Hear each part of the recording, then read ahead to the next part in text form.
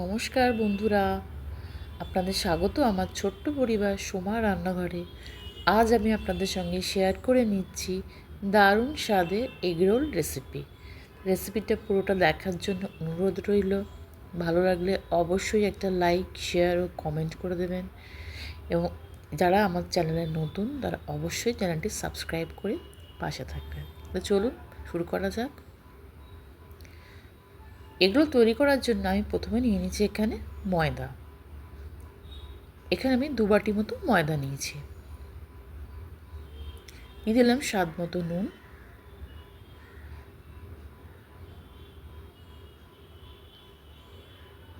সাদা তেল দিয়ে ভালো করে মিশিয়ে নেব।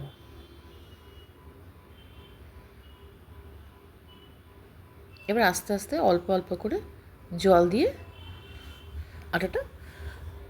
ময়দাটা মেখে নেব। মাখা হয়ে গেছে।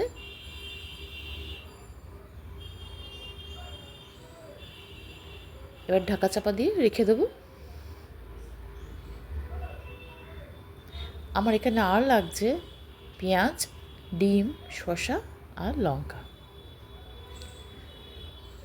পেঁয়াজ, শসা, লঙ্কা আমি কেটে নিয়েছি, এবং প্রথমে আমি একটা ডিম এখানে ফেটিয়ে নিলাম, আর নিয়ে নিলাম গোলমরিচের গুঁড়ো। আমি এখানে 4টে এগরোল বানাবো।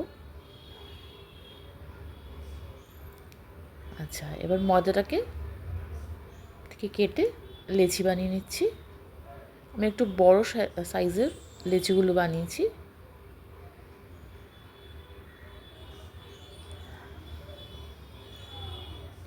রোজ রোজ একঘেয়ে খাবার খেতে ভালো লাগে না। এটা খুব তাড়াতাড়িও তৈরি হয়ে যায় এবং খেতেও হয়েছিল দুর্দান্ত। এবার আমি একে একে সকল লিচুগুলো বেলে নেব।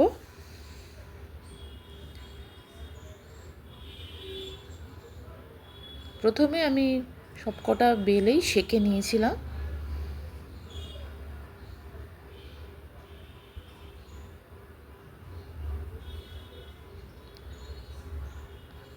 একটা একটা করে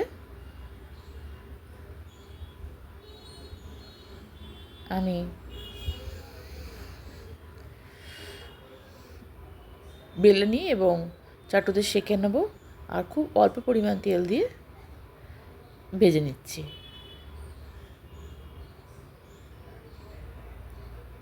ভীষণ নরম তুলতুলে হয়েছিল। একইভাবে আমি সবগুলো সেঁকে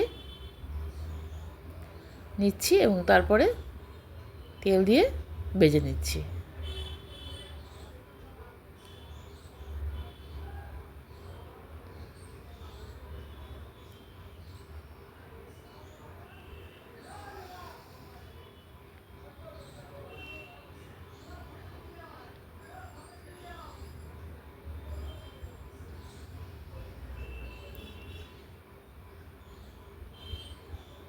এবার আমি এই চাটুতে দিয়ে দিলাম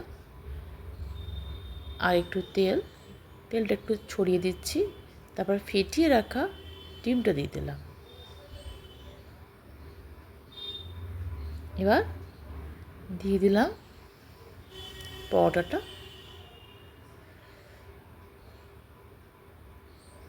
এক পিঠটা হতে দিলাম।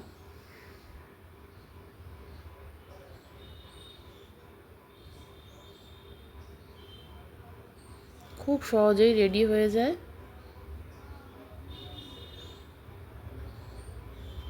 ব্যাস উল্টে নিলাম।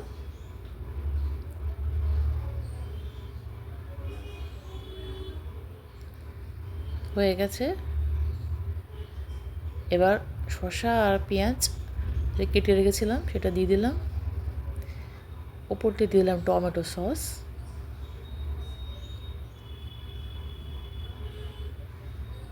আর কাসুন্দি। এবার মুড়ে নিচ্ছি।